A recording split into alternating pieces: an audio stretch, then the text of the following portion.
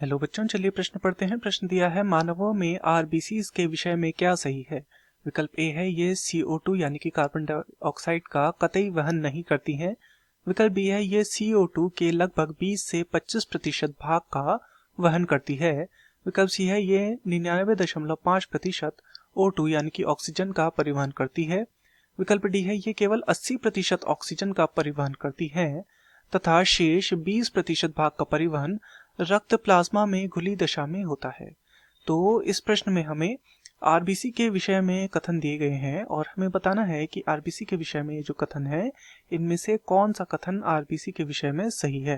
अर्थात इस प्रश्न की जो मुख्य अवधारणा है यह आरबीसी के विषय में है। आरबीसी, तो चलिए जानते हैं आरबीसी को कि आरबीसी क्या होती है। तो आरबीसी वास्तव में होती है लाल रक्त कणिका या फिर रेड ब्लड सेल।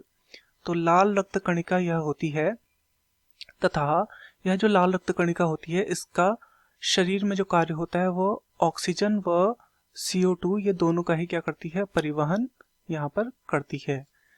तो लाल रक्त कणिका क्या करती है, ऑक्सीजन व कार्बन डाइऑक्साइड दोनों का ही यहाँ पर परिवहन करती है। अब यहाँ पर जो कथन दिए गए हैं उन्हें देख लेते हैं। सबसे पहला है यहाँ पर, ये CO2 का कतई वहन नहीं करती है। तो ये तो हमारा वैसे ही गलत हो गया क्योंकि ये CO2 का वहन करती है। विकल्प बी है, ये CO2 के लगभग 20 से 25% भाग का वहन करती है। तो ये जो है ये बिल्कुल हमारा सही है, ये CO2 के 20 से 25% भाग का वहन करती है जो आरबीसी होती है। तथा जो 70% CO2 होती है, यहाँ पर हम देख लेते हैं, जो 20 से 25% भाग जो है इसका वहन तो होता है आरबीसी के द्वारा। इसके अतिरिक्त जो 70% होती है, 70% जो कार्बन डाइऑक्साइड होती है उसका वहन होता है बाई कार्बोनेट रूप में। किस रूप में, बाई कार्बोनेट, बाई कार्बोनेट रूप में उसका परिवहन होता है। इसके अतिरिक्त जो 7% होती है उस CO2 जो होती है उसका परिवहन होता है प्लाज्मा। तो ये वाला जो कथन है, कथन बी, जो विकल्प बी है ये हमारा सही है क्योंकि जो कार्बन डाइऑक्साइड के लगभग 20 से 25% भाग का वहन क्या होता है, आरबीसी के माध्यम से होता है।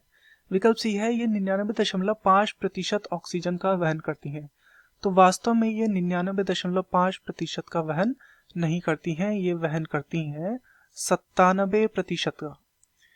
विकल्प डी है, ये केवल 80% ऑक्सीजन का परिवहन करती हैं तथा शेष 20% भाग का परिवहन रक्त प्लाज्मा खुली दशा में होता है। तो ये यहाँ पर 80% और ये 20% दोनों गलत हैं।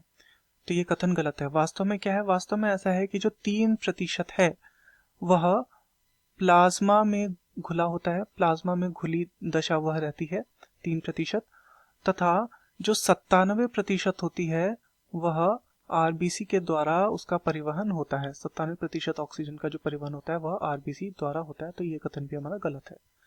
तो दिए गए प्रश्न का सही उत्तर होगा विकल्प बी, ये CO2 यानी कि कार्बन डाइऑक्साइड के लगभग 20 से 25% भाग का वहन करती है। मैं आशा करता हूँ आपकी यह समझ में आया होगा। धन्यवाद।